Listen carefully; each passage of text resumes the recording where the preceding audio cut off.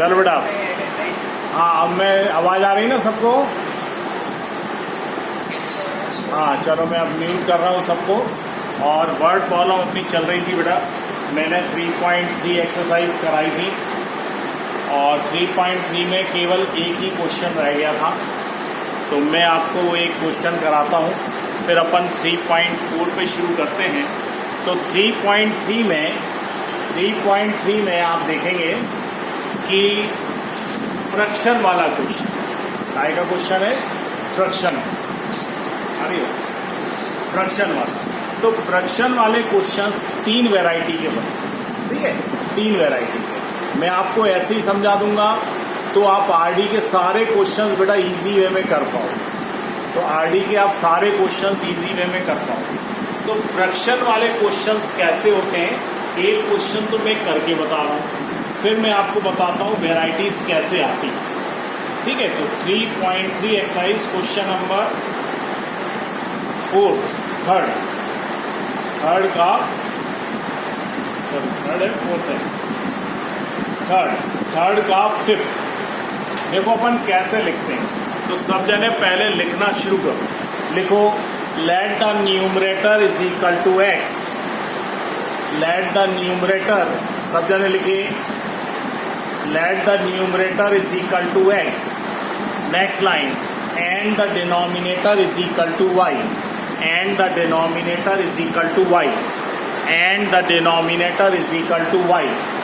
अगली लाइन, so our fraction is, so our fraction is x upon y.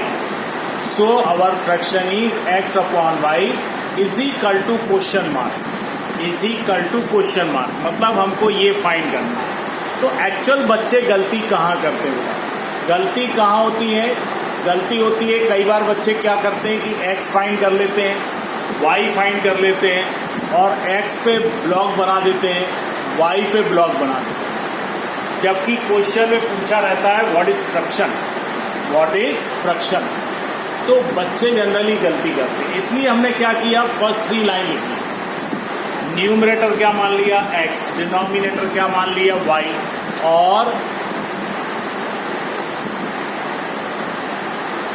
और fraction क्या हो गया हमारा? x upon y। इसीलिए हमने उसके आगे क्वेश्चन मार्क लगा दिया, जिससे हमको समझ में आ जाए कि एक्चुअल आंसर में हमको लिखना क्या है। Let the numerator is equal to x, the denominator is equal to y, so fraction is x upon y is equal to question mark। यानी हमें पता रहेगा कि हमें आंसर फाइंड क्या करना है। अब देखो बेटा, मैं क्वेश्चन पढ़ रहा हूँ और आप उसको लिखने के तरीके को समझो। A fraction becomes 9 upon 11। एक फ्रैक्शन है, तो ये फ्रैक्शन है, ये 9 upon 11 हो जाता है। A fraction becomes 9 upon 11 कब हो जाता है? When if 2 is added both to the numerator and denominator। यानी न्यूमरेटर और डिनोमिनेटर में अगर हम 2 ऐड कर देंगे तो फ्रैक्शन क्या बन जाता है? फ्रैक्शन बन जाता है 9 upon 11। फ्रैक्शन क्या बन जाता है? 9 upon 11। Is it clear? 9 upon 11, ठीक है?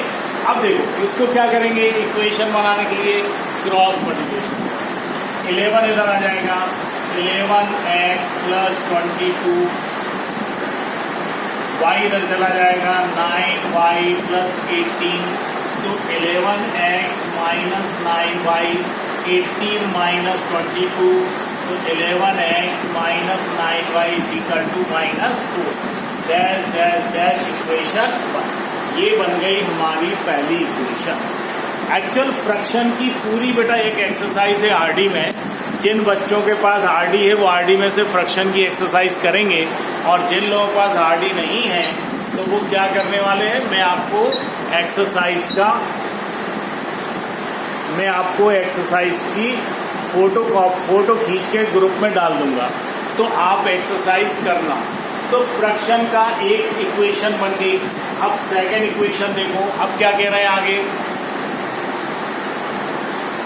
Denominator if 3 is added to both, if 3 is added to both, if 3 is added to both, the numerator and denominator it becomes 5/6। यानी अगर हम दोनों में 3 ऐड करते हैं तो क्या बन जाता है 5/6। क्या बन जाता है 5/6।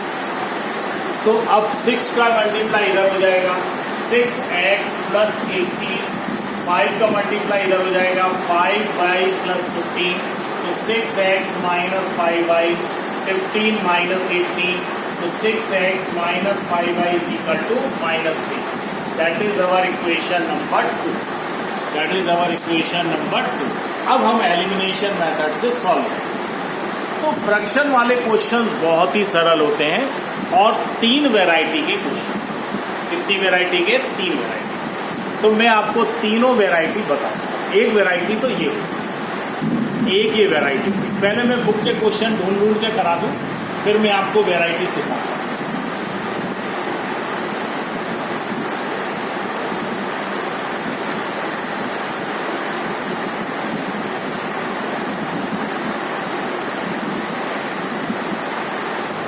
चलो एक ही क्वेश्चन है, ठीक है।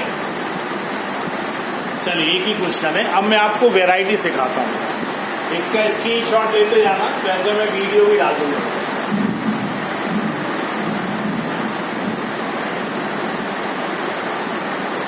देखो मैं तीनों वैरायटी लिख के बता रहा हूँ। पहली variety x - 2 y + 1 = 3/5 x + 1 y + 3 = 5/3। बेटा मन से लिख रहा हूँ, कोई जरूरी नहीं कि आंसर मिलेगा, तो इनको सॉल्व नहीं करना। देखो ये पहली वैरायटी, ये वही वैरायटी है जो मैंने अभी आपको कराई है। तो आप इससे क्वेश्चन कैसे बनाओगे, इससे अपन क्वेश्चन कैसे बनाएंगे उसको सीखोगे। देखो if we subtract 2 in numerator and add 1 in denominator, the fraction becomes 3/5। Fraction क्या बन जाता है 3/5। फ्रैक्शन क्या बन जाता है 3/5। अगली equation, if we add 1 in numerator and adding 3 in denominator the fraction becomes 5/3। The fraction becomes 5/3। तो एक तो ये क्वेश्चन हो गया, एक वैरायटी का क्वेश्चन तो ये हो गया, ठीक है। ये एक वैरायटी हो गई। अब दूसरी वैरायटी देखो। दूसरी वैरायटी क्या है? x - 3/y - 2 = 5/3 and 3x = 5y + 5।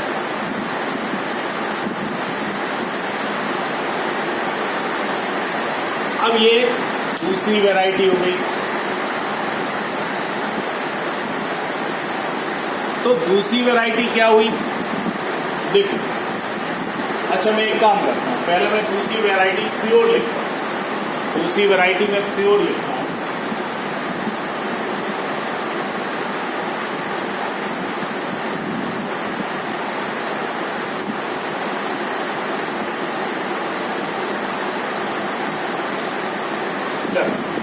देखो ये दूसरी वैरायटी, ठीक है। दूसरी वैरायटी क्या कहती है? ये न्यूमरेटर है, ये डिनोमिनेटर है। 3 times the numerator is 5 more than 2 times the denominator। 2 times the denominator, यानी this is the relation between numerator and denominator। मैं इसको दोबारा पढ़ रहा हूँ, बहुत ध्यान से सुनना। 3 times the numerator is 5 more than 2 times the denominator। 2 times the denominator। Second में क्या है? The numerator is 3 less than 2 times the denominator। 2 times the denominator। ये हमारी दूसरी वैरायटी होगी, ये हमारी सेकंड वैरायटी हो गई। अब थर्ड वैरायटी देखो। थर्ड वैरायटी होती है 3y plus 5 and x plus 5 upon y plus 5 is equal to 9 upon 8. ये तीसरी वैरायटी है। तीसरी वैरायटी क्या होती है? तीसरी वैरायटी सीखो। देखो बेटा, ये प्योरली फ्रैक्शन है, ये प्योरली फ्रैक्शन है, ये प्योरली रिलेशन है, ये न्यूमरेटर और डिनोमिनेटर का रिलेशन है, और यहाँ पे मिक्स है, मतलब ये रिलेशन है और ये फ्रैक्शन है। Numerator is 5 more than 3 times the denominator, and if we add 5 to the numerator and 5 to the denominator, the fraction becomes 9 upon 8. The fraction becomes 9 upon 8. तो यही तीन वैरायटी है, यही तीन वैरायटी हैं जो आपको क्वेश्चंस में मिलेंगी। इससे आपका पूरी एक्सरसाइज कंप्लीट हो जाएगी आरडी। तो फ्रैक्शन वाले क्वेश्चंस ऐसे ही होते हैं, ठीक है। फ्रैक्शन में इसके अलावा और कोई क्वेश्चन नहीं बनता। तो हम क्या करेंगे, x फाइंड कर लेंगे, x के बाद हम y फाइंड कर लेंगे, और आंसर में हम हमेशा क्या लिखेंगे, x अपॉन y। आंसर में हमेशा क्या लिखेंगे, x upon y। x upon y is equal to 5 upon 6, और तब हम आंसर को ब्लॉक करेंगे। ये हमेशा ध्यान रखना, तभी हम आंसर को ब्लॉक करेंगे, ठीक है। चलिए अब देखो, अब ये एक्सरसाइज अपनी कंप्लीट हो गई। अब आ जाओ 3.4 पे, एक्सरसाइज 3.4।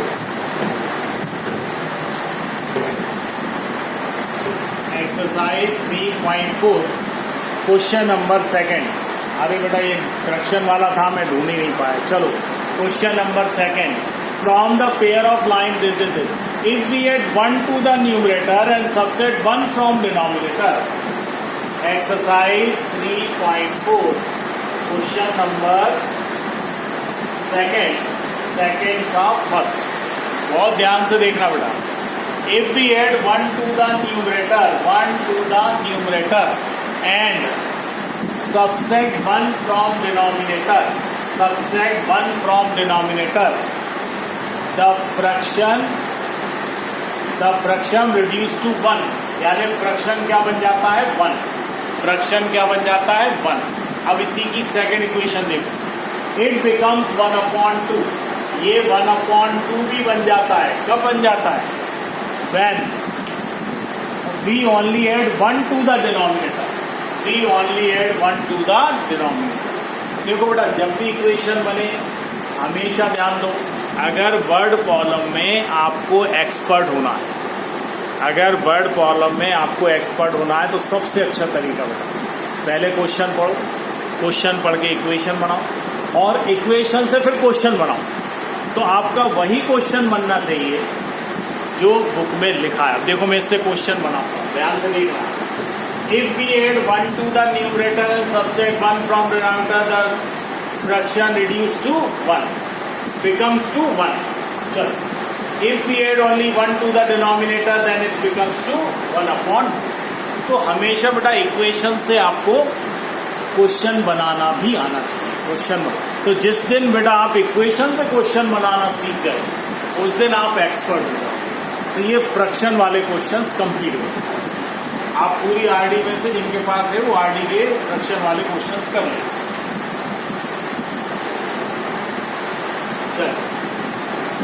अब आते हैं नेक्स्ट क्वेश्चन पे।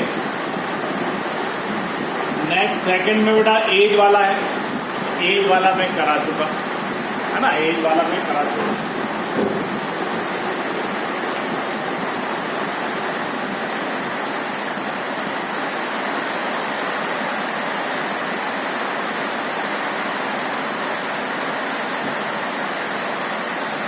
आवाज भूतते जा रही, पानी गिर रहा है तो आवाज भूतते जा रही है। देखो बेटा ये है 2 डिजिट नंबर, तो मैं चाहता हूं कि आप 2 डिजिट नंबर जरा बहुत अच्छी तरीके से सीखें, ठीक है। 2 डिजिट नंबर वाले क्वेश्चंस आप बहुत अच्छी तरीके से सीखें, और इसमें अपन सिर्फ 5 चीजें याद करेंगे। अगर वो 5 चीजें आपको याद हो गई तो आप 2 डिजिट वाले कोई से भी क्वेश्चंस कर पाओ। पहला, अगर मैं लिखता हूं 35, क्या लिखा मैंने? 35 को मैं क्या लिख सकता हूं? देखा ध्यान से, 30 + 5, क्या ऐसा लिख सकता हूं? फिर देखो, क्या मैं इसको 3 × 10 + 5 लिख सकता हूं? 3 में 10 का मल्टीप्लाई करें 30 हो जाएगा, 5 प्लस कर दें तो 35, ऐसा मैं लिख सकता हूं। अब ध्यान से देखो, 3 क्या है? 10 प्लेस डिजिट नंबर इंटू 10। 5 क्या है? 5 है unit place digit number, unit place digit number. 3 क्या है? 10 प्लेस डिजिट नंबर इंटू 10। 5 क्या है? Unit place digit number. अब यहां पर मैं कुछ चीजें आपके लिए फिक्स कर रहा हूं, वो आपको वही मानना है, उसमें कोई चेंज नहीं करना। तो आप लोग लिख लो, लिखो सब्जेक्ट, लेट यूनिट, नहीं पहले 10 लिखो, 10 place digit number is x, 10 place digit number is x and unit place digit number is y। 10 place digit number क्या है? x और यूनिट प्लेस डिजिट नंबर क्या है? y। तो देखो, मैं यहां पर रख दूं x और यहां पर रख दूं y, तो नंबर क्या बनेगा? नंबर बनेगा 10x + y। तो कहीं पर भी अगर आप कोई क्वेश्चन पढ़ते हैं और उसमें लिखा आ जाए 2 डिजिट नंबर, क्या लिखा आ जाए? 2 डिजिट नंबर, तो आप तुरंत समझ जाओ कि हमको 10x + y ही मानना है, 10y + x भी नहीं मानना है। एक ही चीज फिक्स करो, 10x + y। ठीक है? अब देखो, मैं आपको इसकी मैक्सिमम चीजें याद करा।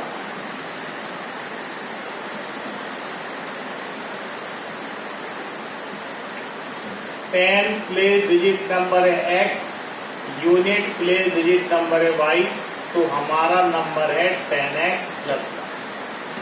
10x + y सब जने लिख लो और याद भी करो। 10 प्लेस डिजिट नंबर है x और यूनिट प्लेस डिजिट नंबर है y, तो हमारा नंबर है 10x + y। क्या है नंबर? 10x + y। ठीक है, यहां तक कोई दिक्कत नहीं। चल, अब देखो, अब इसमें क्या होता है? After reversing the order of the digit, देखो 35 के डिजिट को रिवर्स करेंगे तो क्या आ जाएगा? 53। A number after reversing the order of the digit, a number after reversing the order of the digit, तो क्या हो जाएगा? 10y + x, 10y + x। तो 10x + y क्या है हमारे लिए? हमारा 2 डिजिट नंबर। और 10y + क्या है? 10y + x क्या है? After reversing the order of the digit, after reversing the order of the digit, वही 2 डिजिट नंबर, लेकिन उनकी डिजिट्स को रिवर्स कर दिया। तो ये 2 चीजें आपको याद करना। तीसरी, x + y, x + y मतलब the sum of the digit. तो इसके लिए देखो ना, इसके लिए पूरा सेंटेंस क्या बनाते हैं? इसके लिए पूरा सेंटेंस बनता है the sum of the digit of 2 digit number, the sum of the digit of 2 digit number. पूरी लाइन पे ध्यान देना, पूरी लाइन पे ध्यान देना, यही लाइन लिखी आती है, the sum of the digit of 2 digit number. तो क्या आएगा x प्लस वाई। इन सब का यूज होने वाला है, बिना इनके आप क्वेश्चन नहीं कर पाओगे। फिर आता है x minus y, y minus x. इसको कहते हैं डिफरेंस ऑफ द डिजिट, इसको कहते हैं डिफरेंस ऑफ द डिजिट। ये क्या है? डिफरेंस है। ये क्या है? डिफरेंस। तो अगर ये 5 चीजें आपके पास हैं, तो आप 2 डिजिट वाला कोई सा भी क्वेश्चन कर सकते हो, कोई सा भी क्वेश्चन। आपको इन 5 से 6वीं चीज के लिए जरूरत नहीं, तो इसको एज इट इज उतार लो बेटा, है ना। फिर मैं क्वेश्चन कराता हूं, या स्क्रीनशॉट ले लिया करो फटाफट।